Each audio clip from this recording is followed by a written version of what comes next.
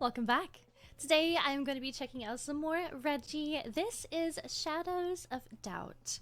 I'm very excited. I know from the last video, this is probably going to be a little bit crazy, a little bit out there, but honestly, I was absolutely tickled and already hooked from the very first video I've seen from Reggie, so I'm very excited to get back to some more of his content, and I hope you guys are excited as well. If you guys are new here, please do consider subscribing. It would really help me out, and I'd very much appreciate it. Thank you. Are you ready? Let's go! Have you ever wanted to be a hard-boiled detective that solves crimes? Maybe Hard-boiled? one who crawls through ventilation shafts and accidentally breaks into the wrong office, unintentionally commits corporate espionage, and shatters the security guard's jaw when he tries to stop you, handcuffing him to a radiator before making a swift escape through the window of a 14th floor apartment? Well, boy. You really have some stuff to work on. But in the meantime, we can simulate all of those things in Shadows of Doubt. This game offers a procedurally generated world with hundreds of unique citizens innocently going about their lives until one of them snaps and becomes a serial killer. As unlicensed detectives, we are the only people that can solve these crimes and bring their offenders to justice. Can we save the world from homicidal maniacs, or will we become one in the process? There's only one way to know. But first, a word from our sponsor. Actually, before sponsor, this style looks gorgeous, and I feel like personally, I'm kind of like hit or miss when it comes to the pixel kind of blocky art, but this is really nice, and I think it's all the mood lighting. Video is sponsored by Raid Shadow Legends. It's an RPG PvP mobile phone lifestyle experience with over 80 million downloads, in-depth customization, and amazing graphics. Personally, I enjoy the boss battles. Sometimes I fight them in public, and when I lose, I scream and cry before slamming my head through some drywall, but it's all in good fun. Speaking of fun, Raid wants us to play a game called Kiss, Marry, Kill using their roster of over 800 unique champions. I'll start by saying that I would kiss Troglodyte because he is charming and reminds me of myself. I would also marry Troglodyte for the exact same reasons. Finally, I would kill Shatterbones because his Precambrian facial characteristics and male pattern baldness intimidate me greatly. Also, you have until November 10th to explore Raid's Haunted Cemetery for a chance to win in-game items and real-life prizes. Simply download Raid using the links below, enter your player ID at this address, grab a shovel, and begin your career in grave robbing, because there's over $20,000 worth of Amazon gift cards to be found, along with several powerful champions. Download Raid with the link in my description or the QR code to get all this free stuff and Epic Champion Talia. Thank you, Raid. Now back to the video. We start by generating our character and city. Everything in Shadows of Doubt is disgusting and caked in a thick layer of corruption, so naturally I used my Discord server as the seed phrase. For my character, a white male named Reginald the Fist. More on that later. For now, let's begin. The city calls out to me like a cheap escort. She doesn't want me, but she needs me. It's constantly raining in an effort to shower these filthy streets clean, but it never works. This place is being choked by nihilism so hard that it's bulging at the eyes. Look it. This is so nice. It's so pretty. I guess it's also like the little bit of grunge that's like going on. I like it. I like it a lot. Dying a slow death, one citizen at a time, but that stops now. We spawn into a dirty alley as a high-masking autistic man who, judging by my surroundings, is also probably homeless. Perfect. It's just like real life. I spent some time trying to get in character by rummaging through dumpsters and jeering at passers-by. Eventually, my character gets cold and I have to huddle up next to someone who is almost certainly a sex offender for warmth. It was at this point I decided I do not enjoy being homeless, and so I went out looking for work. I've never actually played this game before, so my job search consisted mostly of me getting lost, accidentally breaking into a store, and also throwing bar stools at a janitor. Eventually, I found a man who looked suspicious. He's darting all over the road in a way that made me believe he's either a serial killer in a manic state, or he has just ingested a vial of amphetamines. Either way, I'm interested. I asked him for his fingerprints. He told me to piss off before clearing his throat and running running down the street as if he was trying to dodge a series of snipers. Obviously, I followed him, and what I found was truly horrifying. The man climbed into the back of a food truck and began selling hamburgers. He's killing people, alright, but he's doing it slowly and legally, so there's nothing we can do. Legally? Did I miss a crucial tidbit of information? Huh? Sunk into a pretty big depression after this and wandered my way to a nearby bar. As it turns out, this was my lucky break because I found a bulletin board with several side jobs listed on it. Arresting a dangerous criminal, committing corporate espionage, and stalking people were all offered. But obviously, I had to go with the fourth option, a note that simply read, humiliation, no questions asked, no questions answered, which was a great policy because I really didn't want to know why the note was spattered with an unidentified white liquid. I called the number and they told me that at exactly 7:20 p.m. a payphone in the Thacker Street burger joint would ring, and I must answer it for further instructions. Quickly checking my watch, I notice it's already 7:20 p.m. I panic and begin sprinting to the burger joint, only to realize it was literally 10 feet across the street from where I started. The person I am working for is a fucking idiot. I answer the phone and my client explains that they have a target they want me to humiliate, and they've hidden a briefcase with the target's details somewhere inside the restaurant. Finding it was quite simple because I literally watched it spawn in. I took a seat at a booth and popped it open. This was when I realized my client must have recently survived a motorcycle accident because he clearly has catastrophic brain damage. Why do I say this? Because the only information they gave me about the target in this entire briefcase is that they are 27 with short black hair and that they work at the burger joint. That could be just about every Asian in town. Now, done with the suitcase, I throw it at a small child as hard as I can, but I miss. Damn. Assuming that the target is even here in the first place, these descriptors narrow it down to this girl behind the counter. Our mission? Humiliate her by throwing food in her face and using our camera to take a photo of it. This will be easy, I thought to myself. So I purchased a random food item and launched it at her eyes. However, the item I purchased was scalding hot coffee, and I believe that upset her greatly. Because, as I was fumbling with my camera, she jumped over the counter, pulled out a knife, and started stabbing me to death. As if this wasn't bad enough, everyone else in the restaurant also began brandishing knives and chasing. God, yeah, I mean, W coworkers? Like having your back? But why is everyone pulling a fucking knife?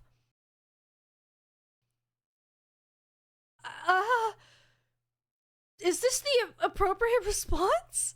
Wasn't bad enough, everyone else in the restaurant also began brandishing knives and chasing me as I jumped from booth to booth, snapping photos of what were sure to be my final moments on this earth. At one point, a man even pulled a gun and attempted to blow my head off. However, he missed and shot an innocent bystander in the shoulder. This was where it got interesting, because this accidental homicide incensed the crowd further and they entered into some kind of blood orgy and started stabbing each other wildly. I documented the entire thing from behind a couple of booths. Eventually, the mass hysteria became so extreme that it activated the security alarms and high-powered ceiling turrets began firing into the crowd indiscriminately. This was when I knew it was time to leave. I had done enough. Thankfully, while this was unfolding, someone was murdered, and for once, it wasn't my fault. Ladies, I think quite a few people may have been murdered during all of that. I'm just gonna go out on a limb here and say, it might have been more than just one person. Ladies and gentlemen, we have our first real case. The crime scene is at 903 Williams Park, so I ran there as fast as I could, which was actually very slowly. You see, someone in the diner stabbed me in the leg, and I can't afford a splint because I spent my only money buying a coffee to disfigure a young woman. So anyway, I limped my way there. I arrive at the destination and confirm it's the right place because it looks like a shithole. Honestly, I'm surprised it even took this long for someone to be murdered here. I take the elevator up to the 9th floor, and after checking for witnesses, I sneak into the crime scene. It doesn't take me long to locate the body. This man has been beaten so viciously that I legitimately cannot identify any of his body parts, but I'm pretty sure he's wearing his glasses on his foot. I examine the body and learn that he's been killed with a pistol or revolver between 5:30 and 6:45. How do you know that? Like, realistically. How do you know that? Also, I might have to sneeze. Hold on. How do you know that? Are you just a coroner? Or that's what they're called, right? Like, look at the body? I want answers. I know it's a video game. I know. Above him, a message scrawled in his own blood. It reads, "Put a pin." I find a business card that completes the sentence. I don't know what it means, but I do know we're dealing with a real sicko here. My years of training kick in, and I immediately begin trying to locate his wife. When a man is murdered, it is always the wife. And unless our victim moonlights as a drag queen, these high heels and cherry red lipstick tell me he's got a woman. Actually, no. He doesn't. After doing some investigating, I came to the conclusion that his name is Mark Torres, and he's in a homosexual relationship with a man named Devin Savoy. Who wears the lipstick? That's between them and their god. I dusted the entire apartment for prints, but there's nothing here. The killer is good, but I'm better. I just need to think. I pry open the door on the fridge, grab a gallon of milk, and begin chugging it to help me focus. Instead, it makes me nauseous and I vomit all over myself, thereby acquiring the smelly debuff. This one is annoying because if you're trying to sneak around, people will actually detect you because of how badly you stink. But one quick over-the-clothes shower later and we're back in business. I attempted to access Mark's computer to check for incriminating emails, but it's password protected. This note says his password is his year of birth. However, I genuinely have no idea when that is, and looking at his mangled body isn't giving me any clues. Fortunately, I think... Didn't you have his identity?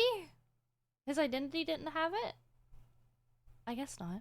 I know how to find out. He works in an office on the 10th floor of Swanson Parks. If I can break in, they should have his employee file, which would contain his date of birth and his work computer. I slipped out of the crime scene and started making my way there. You may notice I have a lot more money than when I started. That's because I was stealing a lot of things from Mark's apartment. I arrive at the office after hours to find it empty, but protected by a series of security cameras and auto turrets. The doors are locked, but I've got an idea. I make my way to the woman's washroom where I find a ventilation duct, and after prying it open, I slide myself inside and begin crawling my way toward the office. After a considerable amount of aimless wandering, I find the vent into the office and lower myself down. Briefly fumbling around, I find the light switch and begin exploring, only to realize this isn't the office at all. Instead, I've just broken into a random woman's apartment in the middle of the night. In a panic, I scurry back into the air vent and make my escape. Eventually, I do find my way into the office, and after sneaking my way to the power box, I'm able to disable the security systems. Now unburdened by the concept of consequences, I begin rifling through drawers and cabinets, stealing small change and lockpicks. However, I find a troubling amount of what I can only assume is industrial strength methamphetamine. I also found some of this in Mark's apartment, but I didn't realize the problem was so widespread. Listen, you know, sometimes you have a late night at work. Drugs are bad, okay? Dealing with an entire office full of meth heads, this case is getting dodgier by the second. After filling my inventory with crystal meth for evidence, I proceed to the manager's office. This is where Mark's file would be. However, it's locked. I attempt to smash through the window with a chair, but either the glass is too thick or the chair is too soft. So I settle for slithering my way into another ventilation duct. I use it to gain access to the main office and quickly locate Mark's file. And there it is, his birthday. From here, we sprint over to his computer, punch in the code, and begin scouring his emails for anything helpful. I found an email from a Nigerian prince begging for money, a message from his manager asking about explosions, collapses, depressurizations, but not dismemberments, and finally several emails from a gay dating website. I quickly double-checked that I hadn't accidentally logged into my own email.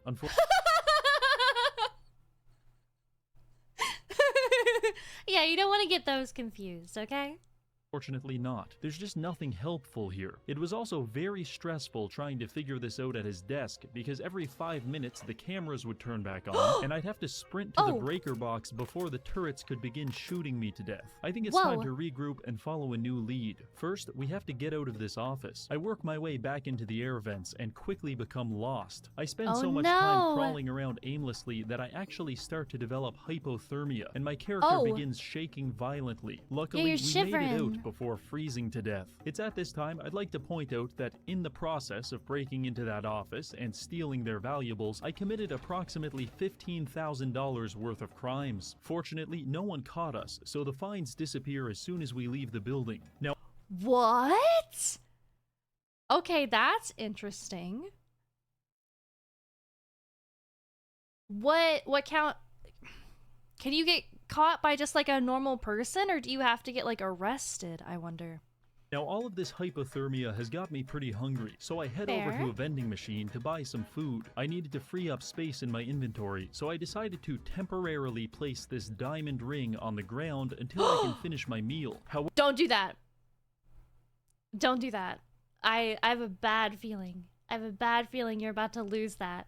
However, the very second I take out the ring, a jabbering homeless man rushes me with a knife and demands all of my money. I kindly explain that I stole this money fair and square and he's not getting a cent from me. That's when the stabbing started. He chased me down the street and around a hot dog cart before I managed to climb a pile of boxes and get out of his reach. We're kind of at a stalemate here. He can't reach me, but I can't get away. I tried to get him to leave by bouncing coins off his forehead, but he wouldn't budge. Eventually, I made a break for it and he chased me for about 3 blocks before I lost him in some kind of garbage room. At this point, I am both scared and confused. I've been stabbed multiple times and I'm still no closer to solving my crime. In fact, am I even a detective or am I just a homeless man who breaks into crime scenes to steal food and throw up on the carpet? I don't know. We can solve that mystery later. For now, I decided to focus my attention on Devin Savoy. He's the spouse of our victim and he's also missing in action. Fairly suspicious. I used his business card to find his office, and upon entering, I was able to bribe the receptionist to give me a guest pass. After rifling through Devin's desk, I found his headshot, several unguarded coins, and a sync disc. Useful, but not incriminating. In case you're wondering what a sync disc is, it's basically a cybernetic augmentation. The one I stole from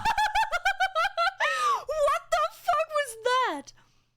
What the fuck was that? What? Hi? Huh? Pardon?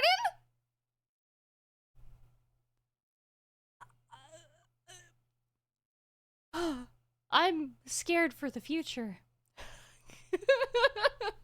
Devin is particularly creepy. It's called Bathroom Hygiene Inspector, because once you slot it in, you get paid $40 for every photo you take inside a public washroom, with a bonus if they're particularly dirty. Naturally, I had to have this, so I climbed inside this terrifying machine, installed the sync disc, and upgraded it fully, so we're now making $100 per photo. This was actually so lucrative, I briefly considered retiring from detective work to become a full-time bathroom creep, but it's not uncommon for women to respond violently when I take photos of them on the toilet. And you can only get shot in the head so many times before you realize that this job might not be working out. So I made a few $100s and got back to work. Resuming my investigation on Devin found me searching through the security tapes at his office. That's when it happened. The murderer struck again. You see, in Shadows of Doubt, there is only ever one active killer, and they strike every 24 hours, which is awful, but also gives us more evidence. So I sprinted through the snowy streets and made my way to Mariga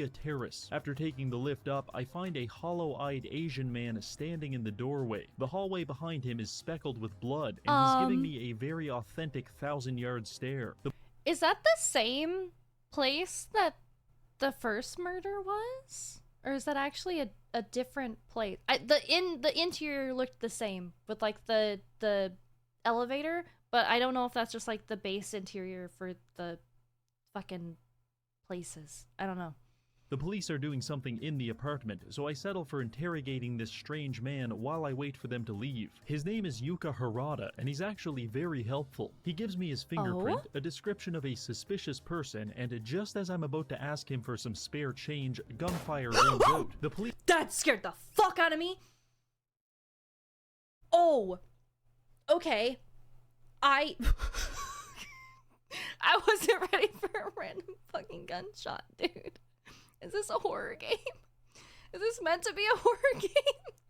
Police officers start shooting at Yuka and then slam the door in my face. He tries to escape and pull a panic alarm, to which the cop replies, you're Chinese. And shoots him in the back of the head. You see, cops do exist in this world, but from what I gather, their only purpose is to assault minorities. Perfect. It's just like real life.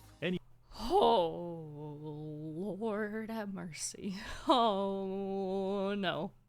Anyway, I just observed 2 police officers gun down an innocent man and then pretend like nothing happened. And as the only witness, I was a little terrified. So I took the elevator downstairs, drank a bunch of mouthwash to calm my nerves, and then returned to the crime scene and let myself in. It's another grisly murder. This time, 43-year-old Dontrell Baldwin. Same murder weapon, time of death between 11 a.m. and 12 p.m. I dust the entire house for prints, check the phone records, and hack into the computer to search for evidence, but there's nothing at all. In an effort to focus myself, I open the fridge and begin eating a steak, only to realize it's raw and I forgot to cook it. Disgusting. Yep. I did find some mysterious objects laid out in his bedroom. It's either a collection of lawnmower blades or a small army of garden gnomes.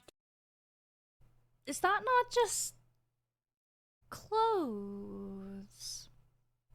Maybe it's not. I thought like this would be like shirts or something and these are pants?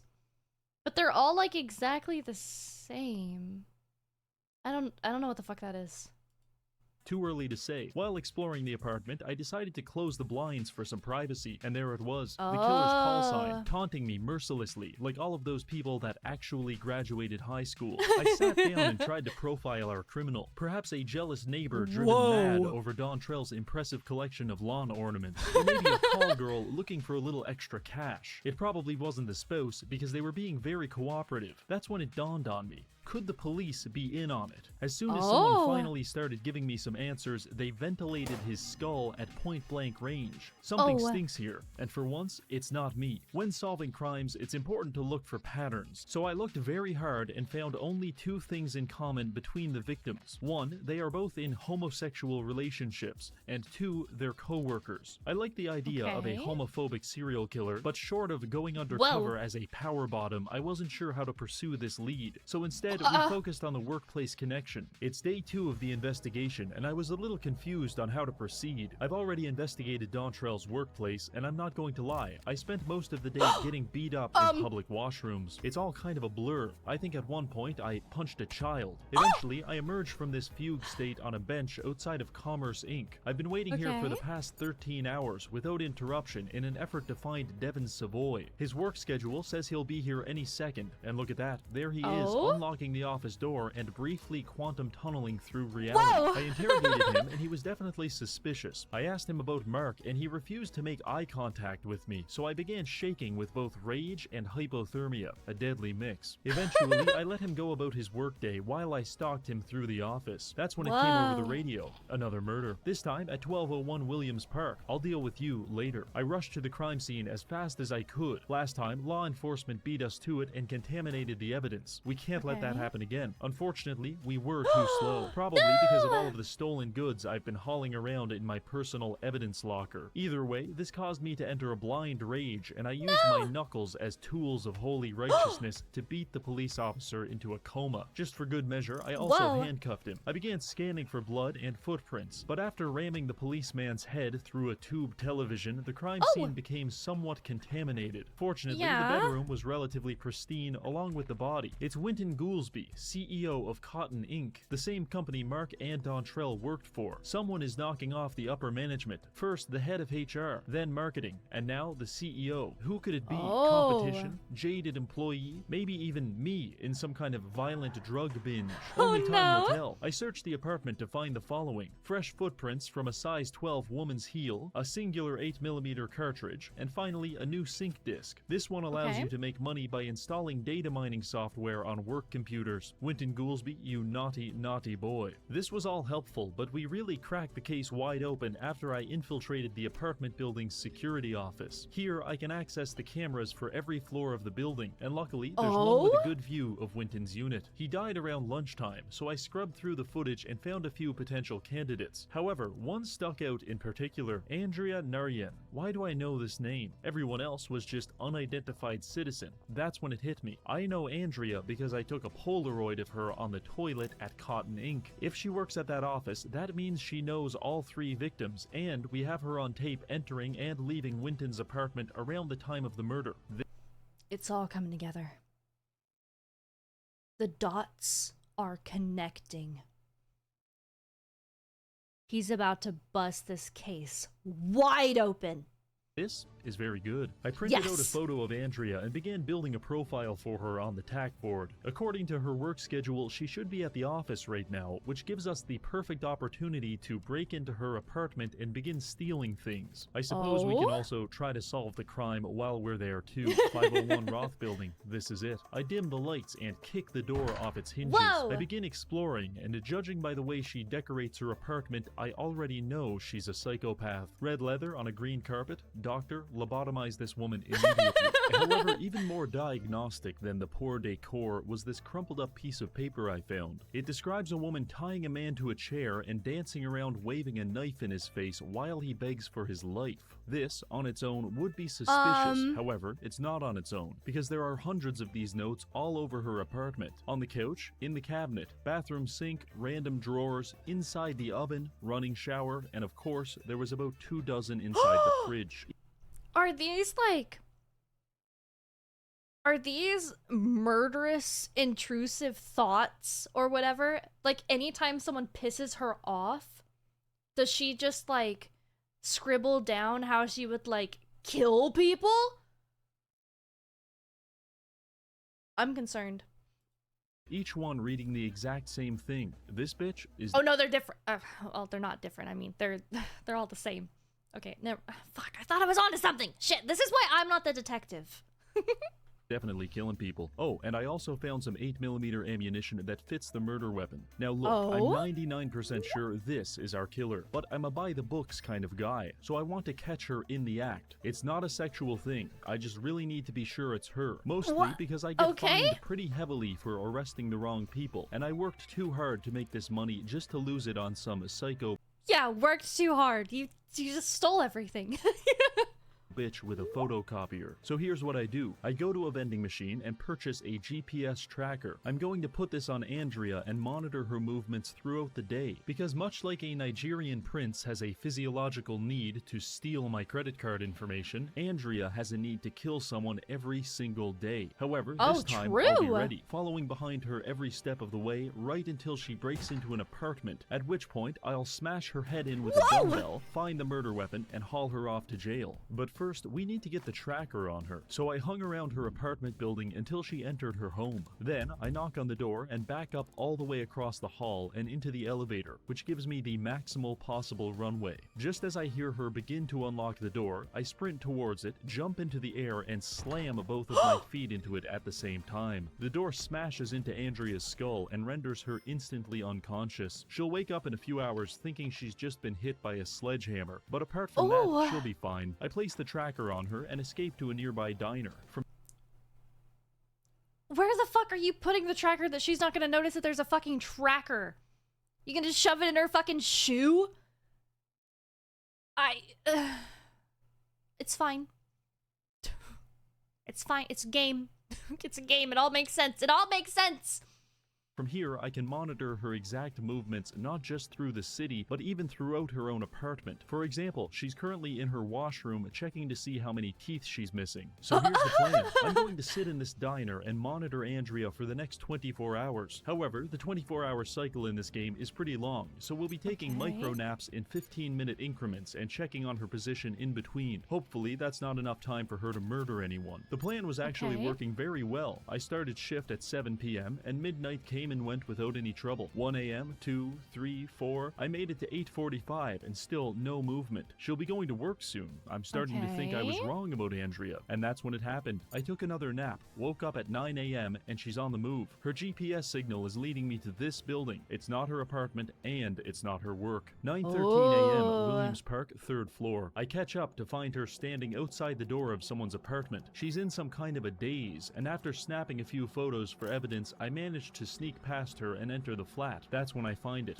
The next victim. We're too late, and Andrea rushes past me and attempts to escape. Not this time. I grab a tea kettle from the stove and beam it off the back of her head like a baseball. She falls like a sack of potatoes, and before she can recover from yet another traumatic brain injury, she's already in handcuffs. We've got our killer, and she even still has the murder weapon in her inventory. I leave Andrea cuffed up in the hallway while I head to City Hall to turn the case in. You might be worried she'll escape, but I'm pretty sure she can't even walk walk anymore after taking that tea kettle to the head. After filling out the Fair. arrest form, we hand the case in and wait for our results. Apparently, I fucked up the paperwork a bit, but most importantly, we arrested the right person, and as a reward, we Nice. received $1,700 and our social credit increases, which means the Communist Party will stop putting estrogen in my water supply. What a shame. No. Oh, and in case you're wondering about the police officer we assaulted at Winton Goulby's apartment, yeah, I'm pretty sure he's dead. I turned off all the lights and left him handcuffed in the living room. Regardless, the streets are safer and the world has us to thank for it. I mean, weren't the cops the one that like literally killed someone right in front of him because he was like gonna spill information or something? So I don't know if I should feel sorry for the cop or not.